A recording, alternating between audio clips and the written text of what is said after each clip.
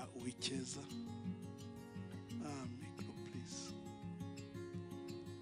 Pamela Wifuza. Nguhaye iyi mpeta. Nguhaye iyi mpeta. Jewe Mugisha Ben. Jewe Mugisha Ben. Nyikwambitse nk'ikimenyetso. Nyikwambitse nk'ikimenyetso cy'urushako rwera. Cy'urushako rwera. Nguhaye umubiri wanjye. Nguhaye umubiri wanjye. Nzakubahisha umubiri wanjye. Nzakubahisha umubiri wanjye. Nguhaye ibyanjye byose. Nguhaye ibyanjye byose. Kandi nzakubahisha ibyanjye byose. Kandi nzakubahisha ibyanjye byose. Nzagukunda. Kandi nzagukunda. Nzakubaha. Nzakubaha. Nzakubahisha. Nzakubahisha. Nzagushyigikira. Nzagushyigikira. Nzakugira inama. Nzakugira inama. Nzagusengera. Nzagusengera. Nzabana nawe mu bikomeye no mu byoroshye. Nzabana nawe mu bikomeye no mu byoroshye. Kugeza urupfu rudutandukanije. Kugeza urupfu rudutandukanije. Cyangwa Yesu aje kutujyana. Cyangwa Yesu aje kutujyana. Bivuze mu izina rya Data. Bivuze mu izina rya Data. N'iry'Umwana. N'iry'Umwana. N'irya Mwuka Wera. N'irya Mwuka Wera. Amen. Amen. Shobora no kumubwira ibyo ashaka kumubwira, hanyuma na Pamela nawe arabona umwanya kubwira.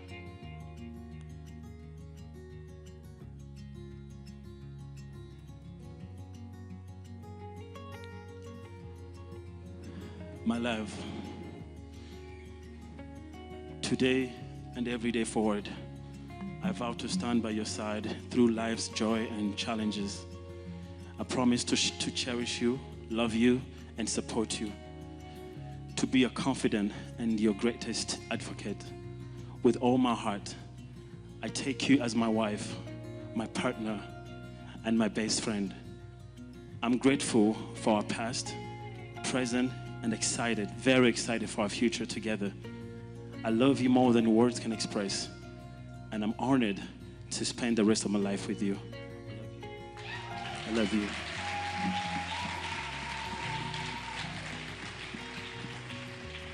Abatabyisobanukiwe nambwiye ati ndagukunda forever.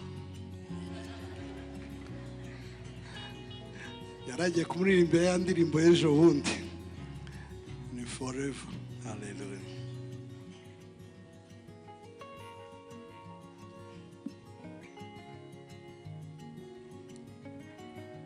Nagufasha kumubwira.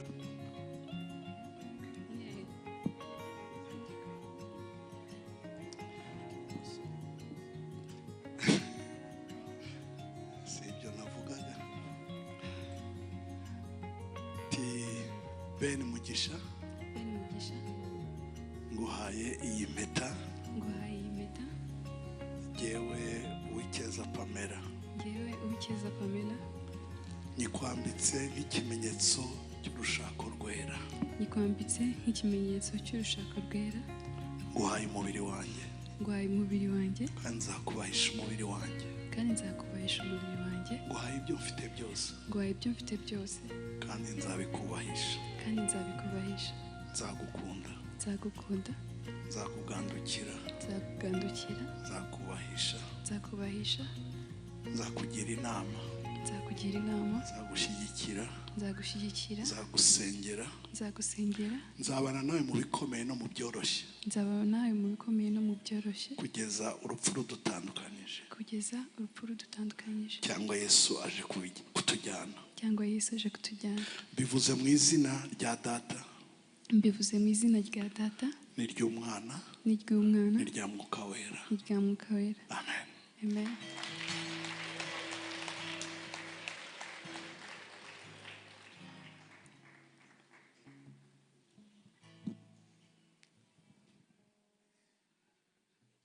My best friend.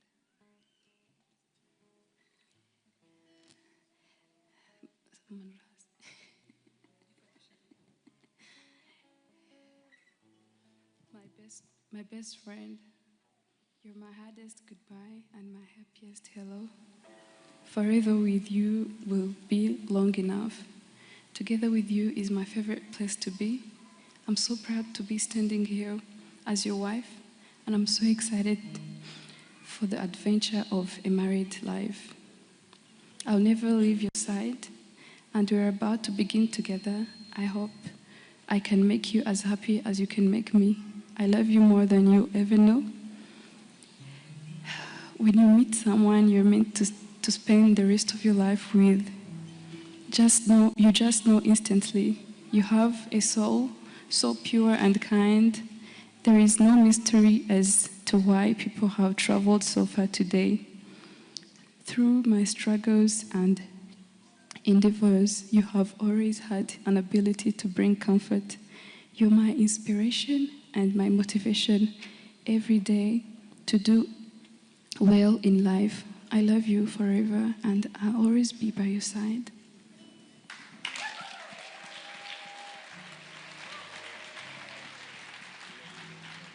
Hallelujah. Hallelujah. Ayo ni amagambo yabo ni ukumbwira ko amukunda kandi azamukunda iteka ryose. Ntabwo byoroshye, abonye umwanya wo kubivuga. Numvise umuhungu watinye kubibwira umukobwa, arihaga amwandikira message, ndagukunda. Agiye kumva mva telefone tititi, hari nijoro ati message atankubise igikuta nkarara nabi ati nzayisoma ejo.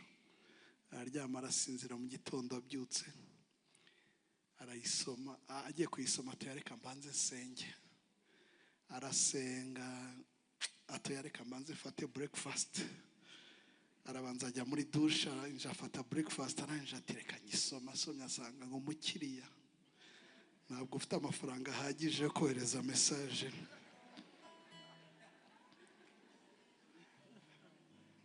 So Ben yabonye umwanya wo kubimubwira, ni ukumwumva. Imana ishimwe cyane. Hallelujah.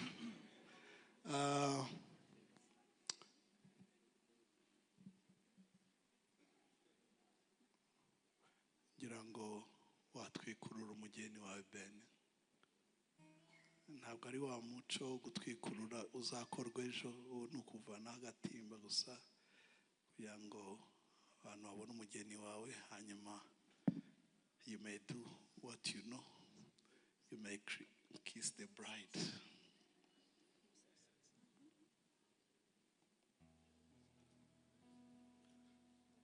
Falling in love with Jesus.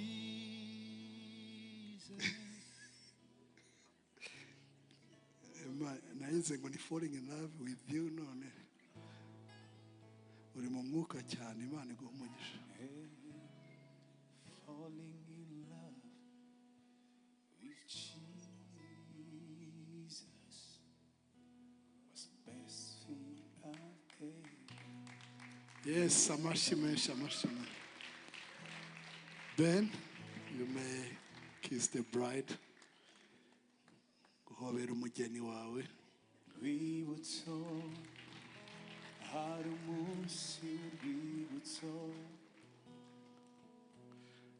ni mukuru Murekeraho, ibindi ni hanyuma. Rwibutso hari umunsi w'urwibutso. Kuri tariki ya 23 ukwezi kwa 12 umwaka wa 2023 hano muri Eglise Vivante Rebero niho hashingiriwe Ben Mugisha na Pamela Wikeza. Turemeza ko uhereye none babaye umugabo n'umugore.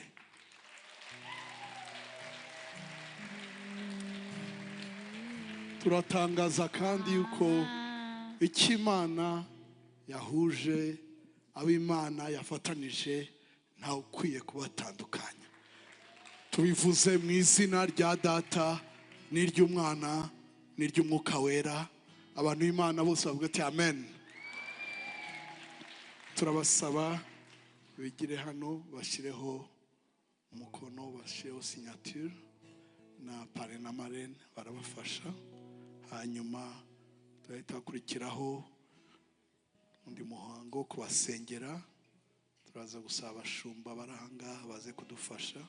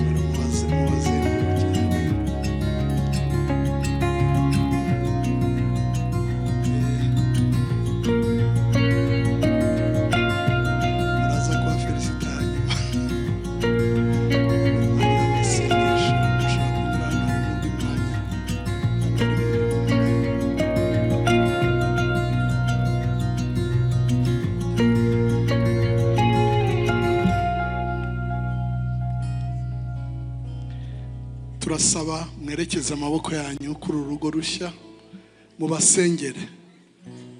Pray God's mercy upon them.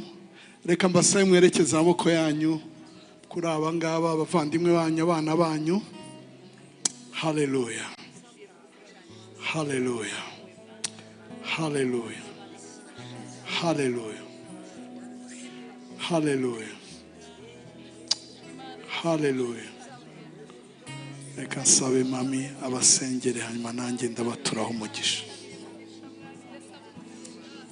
Hallelujah. Uhoraho Mana yacu, Imana nziza, Imana y'ubuntu bwinshi, Imana itangaje, turagushimiye kubw'uyu munsi, turagushimiye Ben weretse uyu munsi, turagushimiye Pamela weretse uyu munsi. Turaje imbere yawe tukubwira ngo icyubahiro cyose kibi cyawe. Ndabasengera rero ngo umugisha w'Imana ya Aburahamu na Isaka na Yakobo ibe ku rugo rwabo, ibahuwe ubwenge. Pamela ndagusengeye ngo Imana iguhe ubwenge bwo kubaka uru rugo, ubu umugore w'akarorero mu rungano rwawe.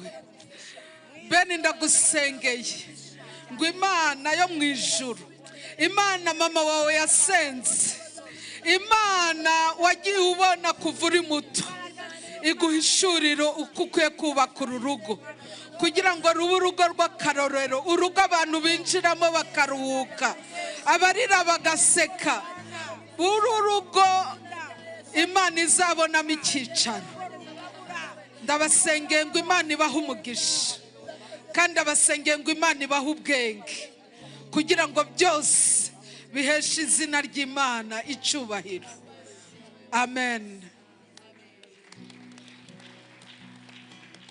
Uwiteka abarebe neza, Uwiteka amurikishize amaso he, abahe umugisha, abarinde amajya n'amaza, abagire neza mu mujyi no mu cyaro, abagire neza amajya n'amaza, mutanga cyangwa mwakira, mukora cyangwa muruhutse, muryamye cyangwa mubyutse, mugire amahoro ahantu hose, mutunge mutunganirwe, ibigega byanyu bisesekare umugisha, mubyara abahungu n'abakobwa, mwuzukuruze mwuzure isi.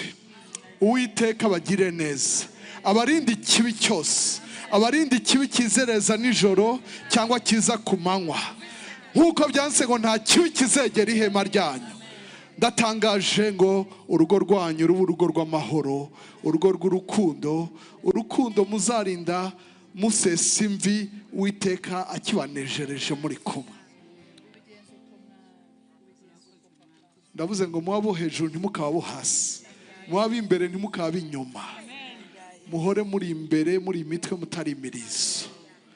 Mbasabiye umugisha w'Imana Aburahamu na Isaka na Yakobo, mumukiranukire abafata ukuboko, umwuka wera abaherekeze, abakundisha umukiza wacu, wa undi mwatuye rimwe rizima, abayobore mumubere vivante y'Ubujumbura. Ariko ibintu Imana ikora, uwo mugabo ntiyongeye gukubita umugore we. Ntabwo sinzi ko arakizwa n'ubu hashize imyaka hafi 20, ariko kuva uwo munsi ntiyongeye gukoza intoki ze ku mugore amukubita uretse kumukuyakuya. Imana ishimwe cyane. Rero tuvugira ubutumwa hose, turizera ko ijambo rikugera kugira umumaro. Reka turebe muri Zaburi ya 23, Zaburi benshi bazi kandi bakunda cyane, Zaburi ya Dawidi. Zaburi ya 23 iravuga ngo Uwiteka niwe mwungere wanjye sinzakena, andyamisha mu cyanya cy'ubwatsi bubisi, anjyana iruhande rw'amazi adasuma, asubiza intege mu bugingo bwanjye, anyobora inzira yo gukiranuka ku bw'izina rye. Naho nanyura mu gikombe cy'igicucu cy'urupfu, sinzatinya ikibi cyose, kuko ndi kumwe nawe. Ishyimbo yawe n'inkoni yawe nibyo bimpumuriza. Untunganiriza ameza mu maso y'abanzi bawe, usize amavuta mu mutwe, igikombe cyanjye kirasesekara. Ni ukuri kugirirwa neza n'imbabazi bizanyomaho iminsi yose nkiriho, nanjye nzaba mu nzu y'Uwiteka iteka ryose. Abantu b'Imana bavuga ati amen. Amen zanyu zirarwaye. Mbwira umva nti ntiza amen yawe unkize uriya mugabo. Ndavuze ngo Imana ishimirwe ijambo ryayo. Amen, amen, amen. Imana ishimwe. Iyi Zaburi itangira neza ivuga Uwiteka, igasoza ivuga kugira neza kw'Imana. Ni kugirirwa neza, ni ukuri kugirirwa neza n'imbabazi bizanyomaho iminsi yose nkiriho. Ijambo nshaka guha impamba Ben na Chance, niba abaririmbye ni kimwe n'abahanzi, probleme wa celebrities. Ben na Pamela, Imana ishimwe cyane. I'm sorry. Imana ishimwe cyane. Ijambo ngomba kubaha muri urugendo, n'abandi babikoze n'abandi biteguye kubikora, ni ijambo rivuga ngo ikaze mwishinganisha imbabazi z'Imana. Ben, mbwirire umugeni wawe, Pamela mubwire, reka kureba indabo gusa, mubwire Ben, mubwire uti ikaze twishinganisha imbabazi z'Imana. Uri mu rusengero ugomba gukora ikintu cyo pastor avuze. Imana ishimwe cyane. Mbwire umuvanti ikaze twishinganisha imbabazi z'Uwiteka, imbabazi z'Imana. Hari ijambo mu Migani 18 umurongo wa 22, aravuga ngo ubonye umugore mwiza aba abonye ikintu cyiza, akaba agize umugisha ahawe n'Uwiteka. Imana ishimwe. Muri Bibiliya y'Ikinyarwanda hashavuga ngo ubonye umugore mwiza, ariko Bibiliya zindi zivuga ngo ubonye umugore, he who finds a wife. Na Bibiliya y'Ikirundi nakoresheje imyaka myinshi avuga ngo ubonye umugore aba abonye ikintu cyiza, ni ingabire ahawe. Mu Cyongereza avuga ngo it's a favor from the Lord. Hallelujah. Kwinjira muri ibi bintu ni favor y'Imana. Mu bakobwa bose bakurebaga bakarota wabera umugabo, uyu ni wakubereye favor. Mu bahungu bagutekereje Pamela, umukobwa mwiza, ejo undi nabarebye bicaye ndavuga wow, this is so beautiful. Imana ishimwe cyane. Ni favor. Reka mbabwire, urugo ni umugisha, ni imbabazi, ni ibyiza biva ku Uwiteka. Kuba bigenda nabi, kuba hari amadivorce, kuba hari ababanye nabi, kuba hari abo bitashobokeye, ntibivuga ko atari umugisha w'Imana. Imana ishimwe cyane. Kubera ari abantu bakomeretse, babivuga nabi, babyita amazina. Hari umuntu yaje arabimbwira hamwe ngo yango ntabwo nzashaka, ntabwo ari byiza. Ndamaza nti waje n'iki? Ati naje na moto. Ntabwo uragira impanuka na moto? Ati cyane. Nese kongeye kuyurira? Areba hasi. Ni ibinyoma by'umwanzi. Urushako ni umugisha uva ku Uwiteka. Amen. Imana niyo yarebye Adamu abona ari wenyine, ingobyi ya Edeni yuzuye ibintu byiza, ibintu Imana yari yaremye ikabireka ikavuga ngo ni byiza. Ariko irebye Adamu ari wenyine iravuga ngo ntabwo ari byiza. Nibwo bwa mbere Imana yavuze ngo ntabwo ari byiza. Ariko imaze kumuremera Eva iraruhuka. Haleluya, haleluya. Ndavuze ngo haleluya. Mwemere kuvuga amen. Nimba mutayivuga sinkomeze. Imana ishimwe. Nimba mwaje kugira greve ahangaha sinzi icyabazanye. Iyo mushaka mukaguma niriye. Ariko ubwo mwaje hano mufashe mwikiriza amen. Uvuga ngo nibyo. Nimba mutanabyizeye genda byizera. Urushako ni umugisha. Tugomba kuba dufite abarakare benshi ahangaha. Haleluya. Ni byiza, ni byiza, ni byiza. Ariko kugira ngo bigende neza hari imbaraga dukeneye.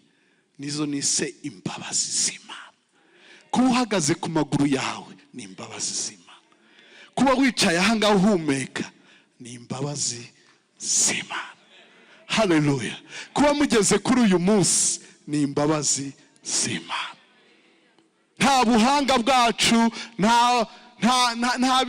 yego turageza kwirinda, ariko abirinda ni benshi, abitonda ni benshi. Indirimbo bajyaga baririmba sinzi ko iki igihari yaririmbwe mbere ya jenoside yakorewe Abatutsi muri 1994. Indirimbo bavuga ngo niki watanze mwana wa Adamu cyatumye urindwa bigezaho. Erega ni ubuntu wagiriwe. Ubuntu ni irindi zina ry'imbabazi.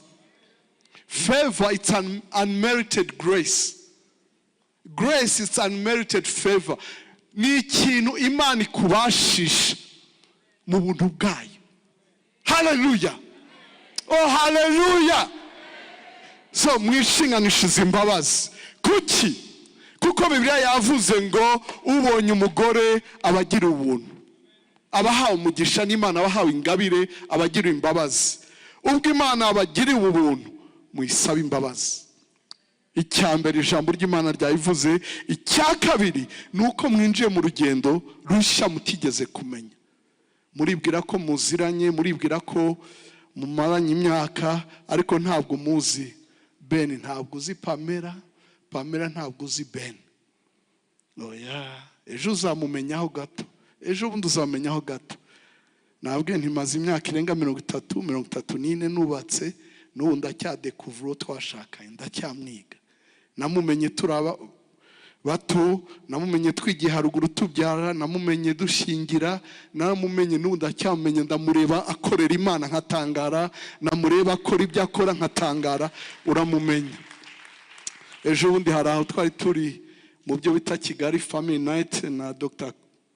Tom Close niho yarari. Umuntu umwe aravuga ngo uwo ngo ntabwo umuzi, ari umugabo ntabwo azi umugore, ari umugore ntabwo azi umugabo. Ati muzi impamvu? Nuko igihe Imana yaremaga Adamu, Eva ntabwo yari ahari. Kandi ubwo Imana yaremaga Eva, Adamu yari asinziriye. Ngira wumva ntireka kundeba gutyo ntabwo nzi. Nagutangaza. Nakumiza mu kanya gato kumirwa. Haleluya. Ari umuvandimwe muri famiye ajya dusetsa, ajya cyakora nk'ikintu cy'itangaza ngo agahita yibwira ngo nice to meet you. Uko nawe ubwawe hari ibintu ukora ukavuga uti ibi ni iki koko? Ntabwo muzi. Muri uru rugendo rero mukeneye imbabazi z'Imana. Mukeneye imbabazi z'Imana zizabafasha. Icya gatatu, izi mbabazi murazibona kuko Imana ibakunda. Reka mbabwire Ben na Pamela, nta rugo parfait rubaho. Ntibazababeshe. Habaho ingo nziza zumvikana, ariko nta rugo rutagira akabazo. halo mwanze no kuvuga amen, n'aba barakare ntibavuga amen n'ahangaha kabisa. Reka mbabwire, Imana ikunda imiryango yose. Bamwe baratekereza ko yakavuga ati reka nje kuvuga ngo Imana ikunda imiryango yose. Nyemera uvuga amen. Namwe mwabajene mwe kabisa. Haleluya. Imana ntabwo igira isoni zo kwiyitirira Imana y'imiryango. Iravuga ngo ndi Imana ya Aburahamu, Imana ya Isaka, Imana ya Yakobo. Ariko iyo miryango yirebye harimo ipotopoto. Aburahamu atinze kubona umwana, umugore abo amuha inshoreke ati muryamane. Aburahamu amubyaraho umwana amaze kwigira haruguru, umugore nabonye uwe ahita yirukana umwana na nyina. Ariko Imana yitwa Imana ya Aburahamu. Arangije abyara Isaka. Isaka ageze kugabira guha umugisha abana be, guha umurage, kuraga abana, nyina apanga umupango, abwira umwana kubesha ko nubwo yitwa Yakobo avuge ko yitwa Esawu, mama amufasha kubesha. Isa ahesha umugisha Yakobo azi ko ari warawuha Esawu. Uwo ni umuryango Imana ikunda. Hello, does this sounds wumva bidasa n'iby'iwanyu? Ntabwo ari mwe ndimo kuvuga, ndabwira muri Afghanistan mwebwe meze neza, abanyarwanda ni imfura rwose, nta bibazo tujya mu miryango yacu. Imana ishimwe cyane. Aca wongo Abarundi baravuga ngo kari mu ntama niko kari mu mpene. Haleluya, haleluya. Ubwo ntitugeze kwa Yakobo ho n'ibindi. Yakobo akunze umukobwa mubyara we, abari nawe wishiriyeho n'inkwano. Ntabwo ari se uko yavuga ati nzamukorera imyaka 7. Sebukwe ari we nyirarume apima nijoro aramuhindurira. Imana ishimwe kutari umukwe wa Labani Ben. Mu gitondo asanga ibyari Rachel byabaye Leah. Arababara, yongera gukorera uwo yakunze iyindi myaka 7, ariko amukorera mufite. Ariko nawe ntiyabyara. Uwo atashakaga arabyara agosha droite. Narabireba ati nanjye mu mwana. Yakobo ati nijye utanga abana, nge ndi Imana. Atoke amuinshoreke. Barabyaranye. Mukuru ati nibyo utangiye namuha inshoreke. Yakobo ntiyari yorohewe. Uzi kwirirwa ku kazi muri free zone hariya mu nganda, ugataha mu zindi nganda mu rugo, abagore bagupangiye abandi bagore mugomba gukorana mu fabrika abandi bana. Imana ikitwa Imana ya Aburahamu na Isaka na Yakobo. Halo, imbabazi z'Imana. Imbabazi ntiyazaye ikindi mwirata imbabazi. Ibi ni mu bitekereza bizatuma mubyuka musenge Imana ziturinda. Kuko Bibiliya avuga ngo imbabazi ze zihoraho iteka ryose, ariko kandi zikavuga ngo zihora arisha uko bukeye. His mercies are new every morning. Hallelujah. Hari imbabazi buri gitondo. Nimujya kurya mwibuke ko ari ubuntu, kuko hari n'abandi bakora kubarusha bahombye. Mushima Imana icyo mugiye kurya, mushima Imana icyo mugiye kunywa. Nimujya kuryama mwongere mwishime uti wakoze kuturinda. Hari abandi bagize ingendo nkatwe ariko ntibageze amahoro. Turagushimiye. Nubyuka mu gitondo wongere wibuke imbabazi z'Imana. Hallelujah. Oh hallelujah. Dawidi arazisobanukiwe. Arabizi Sawuli yakoze icyaha rimwe Imana itimuvanaho. Ariko uwo ni Sawuli. Ariko Dawidi ajyana umugore w'abandi aramusambanya, yicisha umugabo w'abandi. Imana yavuga ngo nzaguhana ariko sinzakuvanaho imbabazi zanjye, sinzakwambura ubwami. Izo ni imbabazi z'Imana. Muri iki gihe cya Noheli turibuka Mariya agendererwa na marayika. Aramubwira ati ugira ubuntu Mariya, ngo agira ubwoba. Aramubwira tuzabyara. Ati ibyo bishoboka bita, ati humura umwuka wera azakuzaho. ariko hari haciye andi mezi 6 marayika yagendereye undi mugabo wo muri famiye ya Mariya yitwa Zakariya, wamusanga no mu nzu y'Imana ahera cyane. Aramubwira ati ibyo wasabye Imana urabihawe, umukecuru wagiye kukubyarira. Ngo ibyo bishoboka bite? Ngo funga kino, uhereye ubu ntabwo uzavuga kugeza umwana avutse. Haleluya. Umuryango umwe bagenderewe na marayika umwe ahinduka ikiragi, ariko undagirirwa ubuntu. Izo ni imbabazi z'Imana. Ntabwo ndi bwinjire muri theology ngo mbabwire impamvu, ariko ndashaka kubatera inyota y'imbabazi z'Imana. Ibi ni mubimenya ubuzima bwanyu buzahinduka. Bizatuma wihanganira umugore wawe, bizatuma wihanganira umugabo wawe, umenye uti imbabazi nizo zikidufashije. Bizatuma usenga, bizatuma wihangana, bizatuma ubabarira. Halo, reka mbabwire, iyo atari imbabazi z'Imana zaturemye muri ibi bikono turimo byitwa ibumba, itaka, nta n'uwampa bwakeye. Ubonye ibiri muri jye wahunga. Ngira umva nti Imana ishimwe kudakoze mu icupa ribonerana. Arabahita bareba hasi kuko bazi ibyo wavuyemo. Pfa kubimubwira uti ni pastor wifuza. Imana ishimwe cyane. Imbabazi Imana kubimenya rafasha. Bibiliya avuga ngo abantu banjye bishwe no kutamenya. Rimwe mfashe urugendo njya muri Kenya muri 1993, njyana n'umuntu twari tuvuye Bujumbura, umuhungu w'umunyarwanda uvuka muri famiye y'abakire, ariko bwa rwa mbere agiye mu ndege. Ntabwo yari yarize, ariko akaba umuntu usetsa, ucokoza abantu bose amunyuze imbere. Twinjira mu ndege turajyana, ngiye mu butumwa bwiza, nagiye muri business. Hanyuma yaricaye imbere ho gato ku ntebe y'imbere, ariko hagati harimo akayira aho bari abaserva mu ndege banyura, naho abantu banyura. Baraduserva, banzanira ibiryo, ntangira kurya. Arahindukira arandeba, arambaza ati nangahe shayidmo? Ntabwo mbizi. Bene kivuye mwarakize sha, mupfa kurya mutanabajije. Naze ntabwo nkeneye kubimenya. Ati kubera iki? Ni kuko biri mu itike. Mureka sha, uzi ko inzara igiye kunyica. Nanze kurya mbe ishuri userva ngo ndahaze.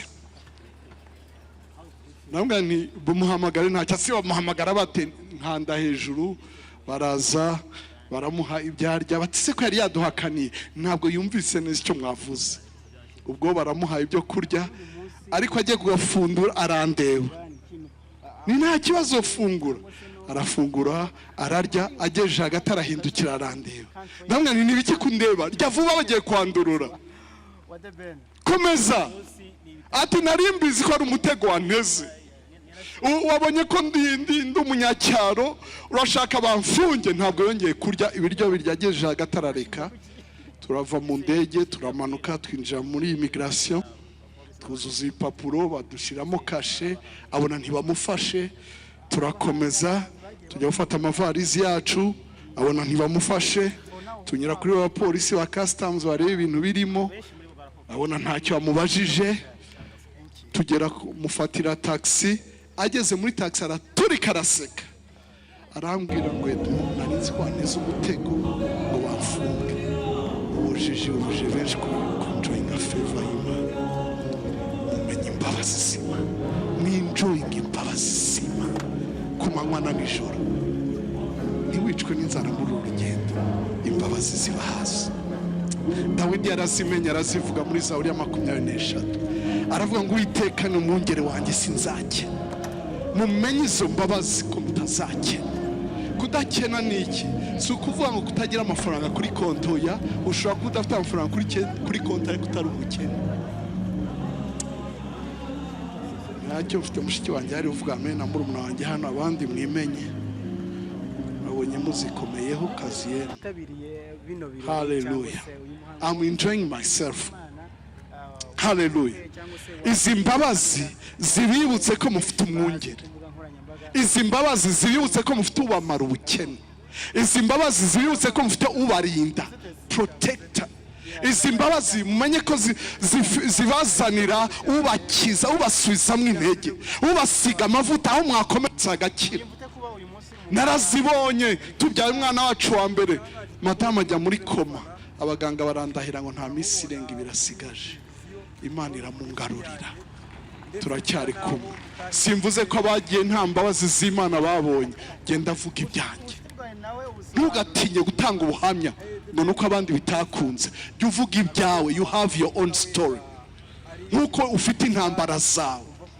Imbabazi z'Imana. Ndavuze ngo mwishinganishe imbabazi z'Imana muri urugendo. Hallelujah. Iyo wasobanukiza imbabazi z'Imana, nawe tuvuga nka Dawidi. Nukuri kugirirwa neza n'imbabazi bizanyomaho iminsi yanjye yose. Apana igihe nahembwe, apana igihe twavuganye neza n'umugore cyangwa n'umugabo, apana igihe ibintu bimeze neza mu isi. Oya, iminsi yanjye yose nyiriho. Haleluya. Oh haleluya. Ni iminsi yose.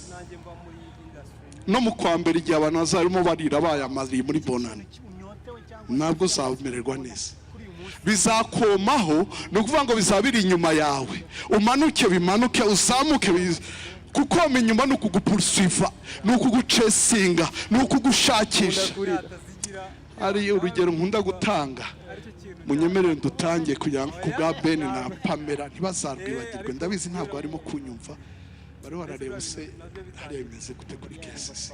Muze kureba kuri video, ntabwo turi kumwe. Pamela arananiwe, nabonye agatotsi kamwiba, yikubita hasi ndamuzura. Batashe bukeye kabisa, nari ndakurikira. Imana ibakomeze. Ariko reka mbasabe, imbaraga mwashize mu bukwe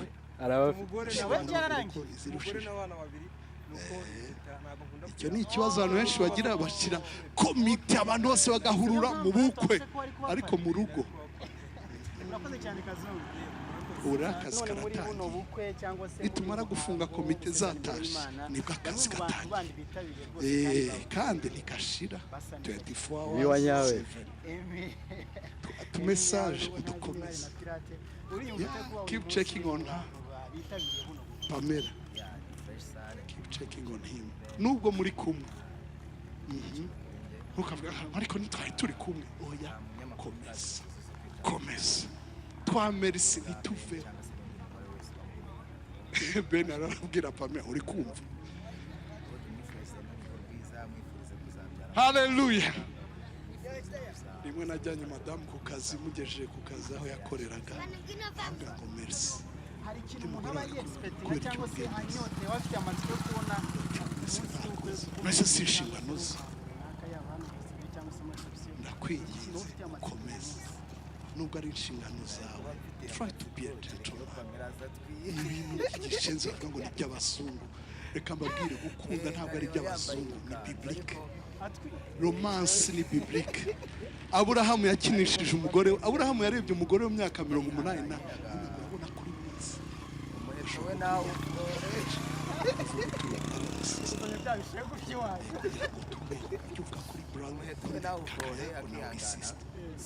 sibyo kwaramurebaga ibaza umusaza Pastor Satoreba mu maserivisi. Sinzi ibyo arimo kumubwira. Mami yaje, welcome, umwami kamizi wanjye yaje, haguruka upepera itorero. Baravuze ngo iyo umuntu akunda umugore we mu pastor ngo aramuhagurutsa. Ngo yatamutinya, ngo yatamukunda, avuga ngo kubwa amasaha agiye ngo umwanzi w'ibihe na amasaha ngo tuzamubereka ubutaha. Iri Burundi twabaye, hari umugore wabwiye umugabo ati, "Hey papa nutse, ko daheruka kumbarira jetene." Umugabo aramureba, urumva narabikwariye avena, nihagira igihinduka nzobikumenyesha. Narabikubwiye hashize imyaka 20, nihagira igihinduka nzabikumenyesha. Komeza uyimubwire. Amen. Isaka nawe yaragiye abesha ko umugore we Rebeka ari mushiki we, ariko umwami ngo abarebye mu idirisha abona arimo gukina. Biriremeye romance. Bibiliya yo yaremeye ifata n'igitabo cyitwa indirimbo za Salomo igishiramo. Hari abantu bajya batinya kugisoma. Amabere yawe n'igitangaza, umukondo wameze nk'akumeka. Ben, tugaruke mu mwuka. Mbonye atangiye gutereka amaso. Imana ishimwe cyane. Haleluya. Mukomeze kubyuhirira kubw'imbabazi z'Imana. Imbabazi z'Imana twebwe icyo dukora tuzicira inzira. Iyo bisobanukiye urazisengera. Nehemiya yumvise ibyago biri iwabo, yumvise ikimwaro kiri iwabo, asaba Imana imbabazi. Arangije aravuga ngo Mana umpe amahirwe, umpe imbabazi, umpe kugira ukuboko kwiza kuri uyu mugabo umpatse. Ageze imbere y'umwami, umwami abona umubabaro wa Nehemiya, aribwiriza wenyine ngo uwo mubabaro ufite ntabwo ari uw'uburwayi, no mu mutima. Nanjye ngira ubwoba, ariko nsenga yo mu ijuru ndamubwira ngo nabura gute kubabara, imva z'abasogokuru zarabaye imisaka. Ahita arambwira ngo urashaka iki? Ndamubwira urugendo mu rupapuro, amana urupapuro rwo gutema ibiti muri pepiniyeri ye ngo twubake inzu y'Uwiteka, ngo mbitewe n'ukuboko kwiza k'Uwiteka. Oh haleluya. Favor ifite insobanuro nyinshi mu Kinyarwanda. Ni ubuntu, ni imbabazi, ni ukugirirwa neza, ni ukuboko kwiza, ni ubutoni, ni ugushimwa, ni ukurebwa neza, ni ukugirirwa ubuhake n'ibindi. Favor, mbifurije favor impande zose. Favor mugiye ku kazi, favor muruhutse, favor mukora. Oh haleluya. Imbabazi z'Imana zibaherekeza. Haleluya. Mose afashe urugendo ajyanye Abisirayeli, Uwiteka avuga ngo ntabwo tuzajyana kuko nabicira mu nzira mbahaye marayika. Mose ati wambwiye ngo ngende, ntawe wambwiye, kandi warambwiye ngo nakugireho favor.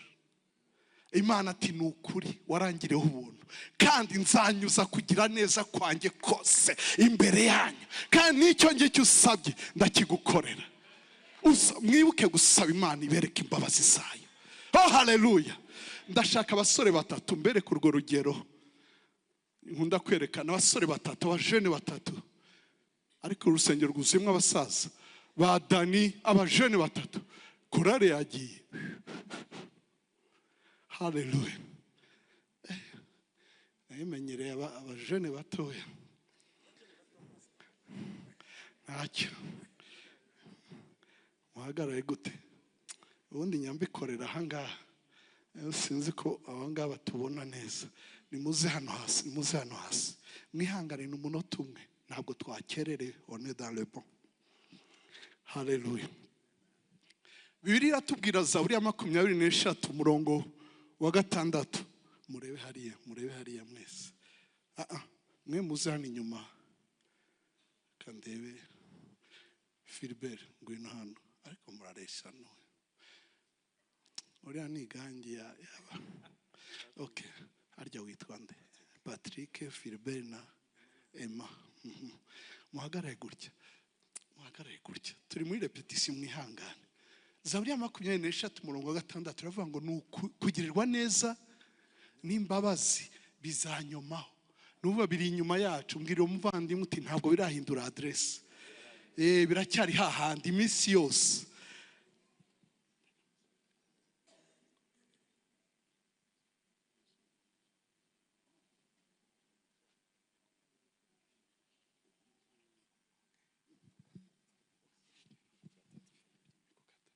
Haleluya.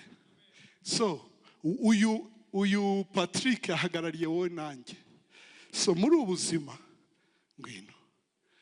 ngwino muri iyi si muhura n'ibintu. Mureke agwe mumufate comme ça. Haleluya. Kugera hasi bakabaza ati Patrick arihe? Ntabwo wamenye ibyabaye, bimeze nabi. Hashira iminsi bakabona uri imbere, uriho urayobora worship. Haleluya. Mukomeze muze. Aragenda mu buzima agahura n'ibibazo, bagashaka Patrick ahari, bagashaka Edmo, bagashaka nde, bajya gutya akabona. Haleluya. Akabona urahagaze.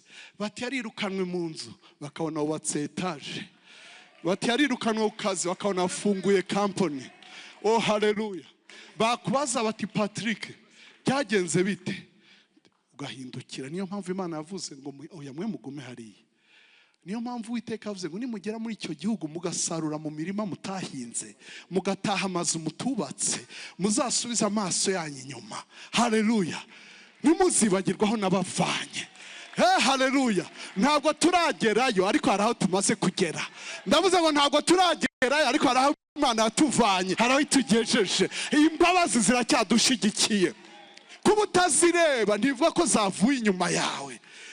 Hari ubwo uhura n'ibibazo ugasigara wiyita umunyamikoshi n'ibibazo byose. Humura, imbabazi no kugira neza kwiteka biracyari inyuma yawe. Taba imbabazi z'Imana ntabwo mba ndiho ndasakuza gutya. Nabonye ibibazo n'utubazo bakavuga ati birarangiye.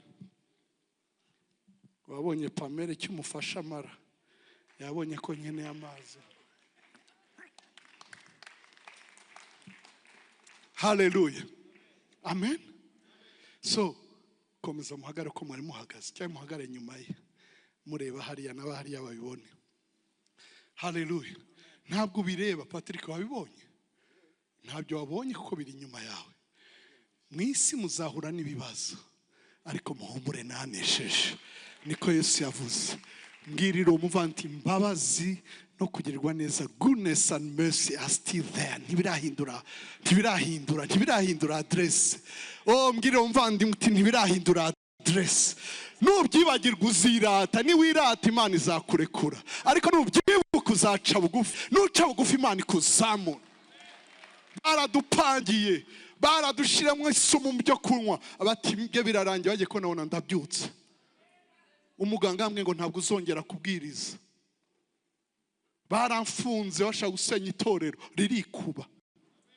Anukiye kuri radio na televiziyo mbu muvuga butumwa wenyine abwiriza kuri televiziyo. Reka mbabwire imbabazi z'Imana.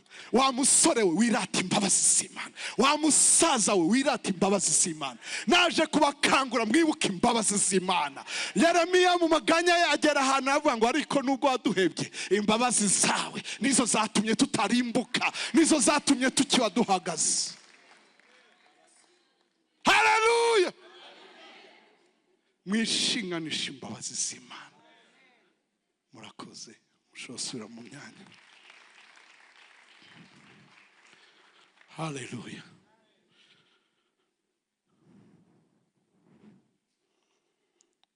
Wabivuga ntiyabirangiza. Mubwire Uwiteka mujyane ababera umwungeri. Ntabwo yiforsa ngo aze, mutamwemereye ntabwo azaza, mumwemereye azaza.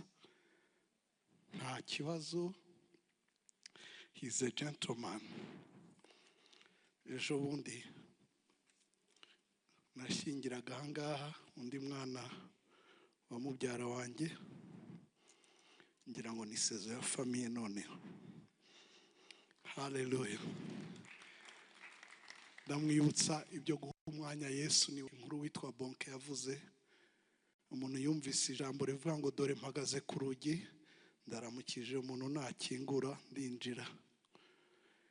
Hanyuma hamagara Yesu ngo amuhe inzu y'ibyumba 10, ariko aramujyana amushyira mu cyumba cyiza hejuru agumayo. Satani araza arakomanga. Akomanze wa undi ajya gukingura. Akingwe gutya abona ni Satani, barakirana mukubita hasi. Anesha Satani ariko yarushye, agenda asanga Yesu mu cyumba hejuru ati Yesu nkaguha inzu nkamererwa gutya. Yesu ati giye ngumaho washize. Ati nguhaye etage yose yo hejuru ibyumba 5. Satani arongera agaruka, biba kwakunda ajya gutonganya Yesu ati nguhaye ibyumba 5. Ndati giye nkoreraho ampaye. Noneho amuha inzu yose, nabwo Satani araza. Bibi bibazo aza gusobanukirwa. Ubutaha Satani aje akomanze ku muryango, Yesu wari ujya gukingura. Satani amubonye aramuzi, hari aho bahuriye. Hallelujah. Ahita arahunga. Mwige kumuha umwanya wa mbere. Niwe fondation, azabafasha. Ndabizi mwaramumenye, mwaramukoreye, mwaramuririmbye, mwaramusenze, mwagejeje kumwubaha. Imana ibubahirize nayo ibe ibagaragarize kugira neza kwayo. Imana ishimwe cyane. Mugire umwanya wo kuganira, muvugane, ntihagire ikintu kibatera ubwoba. Hagize akantu gato nta biracitse irimo. Nabwiye ngo nta muhanga muri ibi ngibi, nta mu expert. muricara mukabicoca, bidakunze none mukamubibitse mugakomeza. Imana ishimwe cyane. Nabonye abantu bandika ibintu kuri Twitter babatega iminsi mu byereke Imana. Haleluya. Ntabwo byoroshye gukora ibintu muri aba celebrities, ariko Imana ni celebre kubarusha, izamenye uko ibafasha. Haleluya. Haleluya. Haleluya. Oh haleluya. Muhumure, Imana izabafasha. Imbabazi zayo izigaragariza bose, ababi n'abeza, ngo izuba rivira bose ndetse n'imvura igwira bose, ntabwo azabaheba. Mumenye ngo dufite umwanzi yinjiye mu ngo bya Edeni, ashuka umugore n'umugabo barajyana muri icyo kibazo, ariko Imana ntiyabahebye, irongera basanga. Imana ishimwe cyane. Mumenye ngo dufite umwanzi. Pamela, Ben ntabwo ari umwanzi wawe. Ben&Pamela ntabwo ari umwanzi wawe. Dufite umwanzi umwe, ni Satani. Iki kintu abantu ntibakizi. Yesu yaragisobanukiwe, ibyo byatumye anesha muri ubu buzima.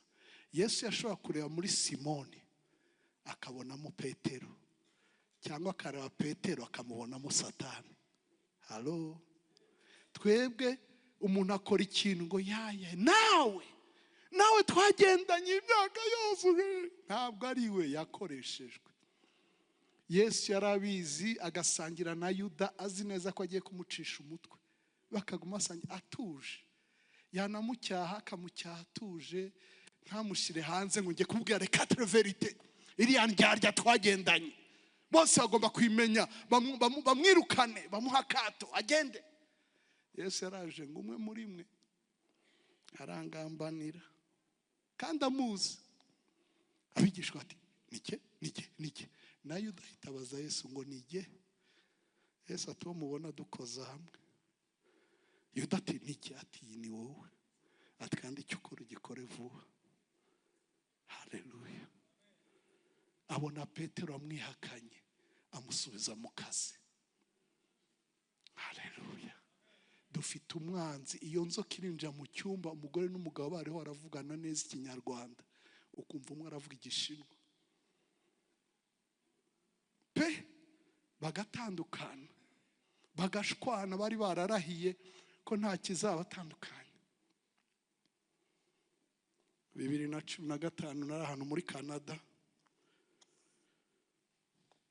mbwiriza mu makesha, hanyuma turasenga. Dusenze mbona umwana w'umukobwa yikubise hasi, intebe arazizunguje.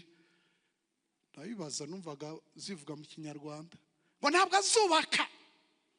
Nurinde we? Ngo ndi Nyabingi. Abantu barikanga, nabwo nse babwiye ko zisaba visa cyangwa zikenera n'umwuka.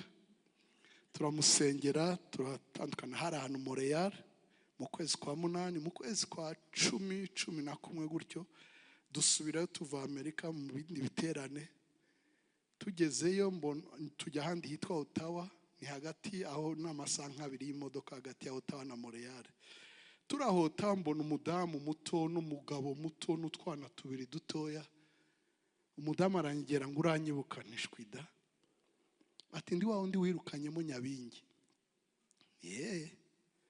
Ati uyu n'umugabo wanjye twari twaradivorshije, twahanye gatanya, yatwaye ibyo ajyana nanjye njyana ibyo ajyana, ariko nyuma hari amasengesho twasubiranye. Ati none ndashaka uzaze kudushingira, ariko nari mfite urundi rugendo, twari dufite ibindi biterane mu Burayi, ntibyakunda. Dufite umwanzi uza agatuma abantu bavuganaga neza bakavugana nabi. Abantu bari bararahiye ko bazatandukana n'urupfu, bagatandukana ari bazima. Ndakwinginze ntiwinjire muri urwo rupfu. Muri icyo giterane navuze nti divorce ntabwo ari nziza. Imana igufashije wayirinda, ababiguyemo Imana ibafashe ibakize. Ariko iyo musezerana avuga ngo urupfu nirwo ruzadutandukanya. Nuvuga rero gutandukana n'umuntu ukiriho upfuye, umwe muri mwe abapfuye cyangwa mwembi mupfuye. Mvuze gutyo umudamu umwe avuze induru nawe muri sala. Ndamaza nti nibiki mama? Arambwira ngo maze umwaka ntandukanye n'umugabo, turi muri processes yo kurangiza ibyo kugaburira inzu n'ibindi, none ndabivuyemo, numvise ko ari ugupfa kandi nkiriho, mbisubiyemo. Ubujiji buhari butuveho. Satani ntiyongeye kubwira ngo arakubesha aragira gute. Imbabazi z'Imana zibarindire hamwe, mwihanganire. Haleluya, haleluya, haleluya. Muhumure, zizabageza mu zabukuru, zizabageza mu ijuru. Mwizere iyo Mana, muyikorere. Ibyo yakoreye abandi namwe zabibakorera. Dawidi asubiza amaso inyuma akavuga ati igihe nari iki aho unyibuka. Kubw'imbabazi. Imbabazi zafashe umuntu waraye abeshewe ko yafashe umugore mukuru w'abajepe witwa Yosefu muri Egiputa, arara muri prison, abyuka aba premier ministre. Favor yafashe umwana w'imfubyi w'umunyage witwa Esther, aryama ari agapfubyi k'akanyamahanga gafite mwene wako munyezamu, kabyuka kabaye akamikazi k'umwami utwara, umwami utegeka ibihugu 127. Mwisunga imbabazi z'Imana, mwisunga imbabazi z'Imana, mwihanganirane, musengeranire imbabazi zibabeho, musengere faveur. Njya nsengera faveur, madame asengera faveur, ngo mugireho faveur nubwo dukundana, kuko ariko nshobora kuvuga A kumva B. Rimwe njya gusengera, mbabare ndashoje, rimwe nsengera iyo faveur, ndavuga ni Imana umpe faveur no mu itorero nkoreramo. Ndanje kubwiriza umumama umwe aza kumfata, ndanje kubwiriza hamwe ngo pastor wanyemera nkaguhobera. Ndamuhobera, anje aramwe ngo pastor nakwangaga. Wanyangiraga iki se? Ati simbizi, nabonaga uzamutse kwishanga. Nise hari ijambo nabwirije riragukomeretsa atoya. Harubwo nsabye rendezvous nkuburira umwanya ati shwita. Harubwo nakunyuza iruhande sinagusuza atoya, nakwangaga gusa. Mitamenya ko atari we. Fata ku rutugu, ndavuga nturinde wowe. Ako kanya mbona arahindutse, umudamu uresha gutya arandeba. Turakwanga watumazeho abantu. Ndabicyaha, arakanguka yikubita hasi